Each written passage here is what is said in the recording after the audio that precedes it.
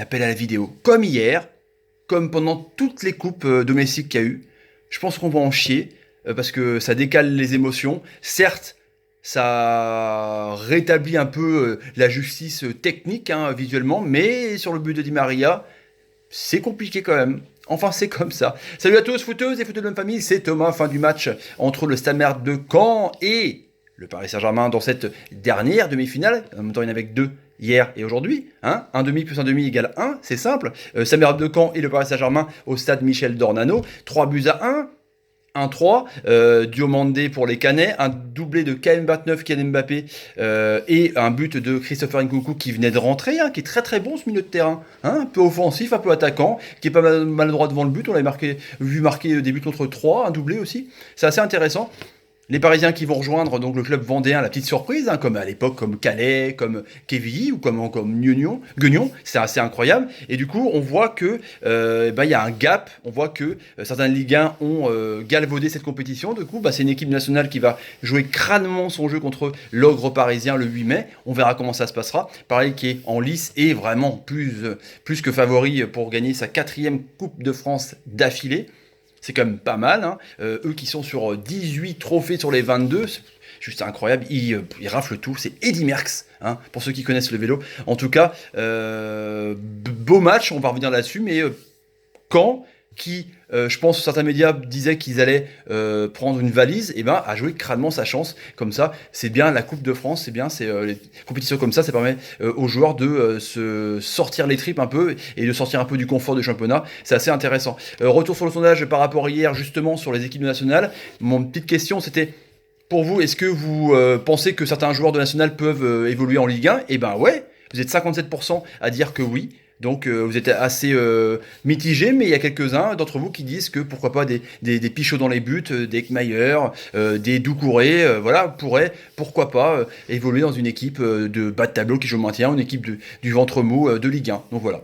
Intéressant sondage. Un autre sondage à la fin de la vidéo qui, je pense, va vous plaire. On revient sur ce match du coup, où forcément...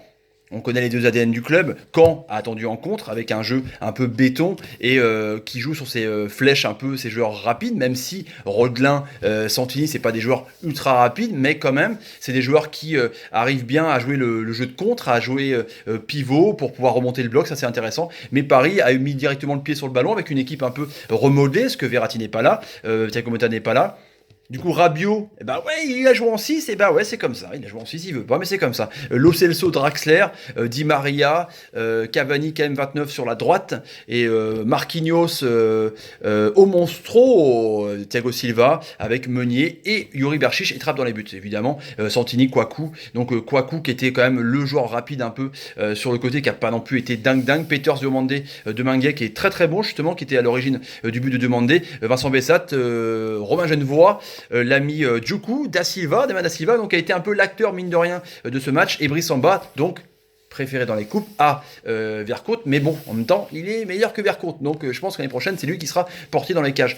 Pareil, qui a mis le pied sur le cuir directement dès les premières minutes. On a vu une belle frappe de Di Maria. On a vu une belle action aussi avec une remise entre Cavani et Di Maria. Cavani qui contrôle et qui fait un tir en pivot qui est dévié par Da Silva. On a vu aussi un joli tir de Di Maria avec une belle action avec Kylian Mbappé, KM29 où Brice Samba la bloque bien du côté gauche. On a vu Rabiot aussi un contact, un peu un retour avec Genevoix dans la surface de réparation. Un petit contact quand même assez en retard. L'arbitre n'a pas bronché cette fois-ci en tout cas.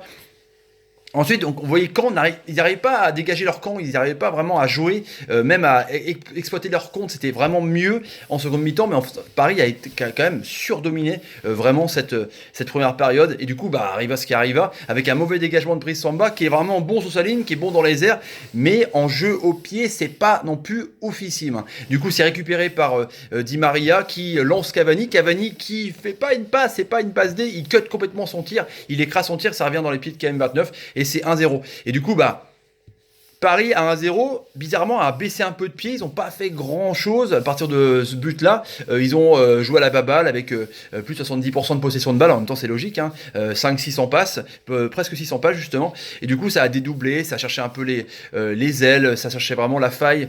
Ça a joué en jeu rapide pour pouvoir faire monter des défenseurs canets. Du coup, quand tu dédoubles les passes, les défenseurs sont perdus. Du coup, tu peux accélérer le jeu et trouver les fameuses failles. Sauf qu'ils ne les trouvaient pas parce que Caen défendait vraiment super bas. Et du coup, il y a eu vraiment une occasion assez intéressante avec une frappe d'Ivan Santini qui a, assez intéressante, qui a écrasé sa frappe, mais Trapp a dû s'employer un peu à la tâche pour dégager son but. Et après, il y a eu cette action où Demangue tire. Ça c'est contré, ça revient dans les pieds de l'ami Diomandé qui décoche une frappe à 25 mètres, cadré. Trapp a l'air d'être dessus, mais il est même presque dessus, mais Rabiot la compte, du coup ça fait un partout. Et là tu te dis, même s'ils sont dominés, Caen tient bien la marée, à la mi-temps, Coupe de France contre le gros, on s'en fout de comment tu joues, le but c'est de gagner et de se qualifier pour le tour suivant. Et du coup, Emery a dû dire, les gars, on a un statut quand même à défendre, on est quand même Paris Saint-Germain, on doit faire le triplé, et du coup, on est revenu direct dans le bain en deuxième mi-temps avec du coup cette action un peu cafouillage et ce mauvais dégagement de Da Silva. Il s'en voulait le pauvre, mais il s'en voulait pas parce qu'il n'y a pas eu but justement. Premier appel à la vidéo où il dégage sur Di Maria. Di Maria arrive à la remettre un peu avec un pied haut à Cavani. Cavani qui arrive à tromper du coup l'ami Brice Samba. Du coup, là, explosion de joie dans les supporters parisiens, évidemment aussi dans le COP où ils étaient. J'imagine à la télé aussi, les supporters parisiens étaient contents. Tous les joueurs se congratulent. Appel à la vidéo, c'est comme ça de toute façon. Ça a été moins long la première fois. But refusé. Voilà, pour un hors-jeu vraiment d'un lacet. Mais voilà, c'était comme ça. C'était pas vraiment flagrant sur le premier but. On va revenir là-dessus. Pourquoi je vous dirai ça sur le deuxième but justement. Donc là, but refusé. Et là, du coup, tu t'es dit que quand ils ont senti un peu galvanisé par ce refus. Et du coup, Ronny Rodelin, il a fait une belle frappe, un peu enveloppée là du coup de pied. C'était assez intéressant. Après, tu as eu une belle frappe dans Di Maria quand on tentait deux fois le truc sur le côté, un peu côté gauche. Samba a fait une belle claquette. Après, tu as eu pareil. Peters qui a déclenché une frappe à ras du poteau. Après, il y avait Cavani qui a manqué, qui n'a pas été très très bon, qui a manqué une belle volée où Brice Samba aussi a bien bloqué son poteau. Et du coup, après, 81e minute, vraiment sur une super belle action, une action rapide avec Di Maria qui était vraiment très bon. Il est très bon depuis le mois de janvier.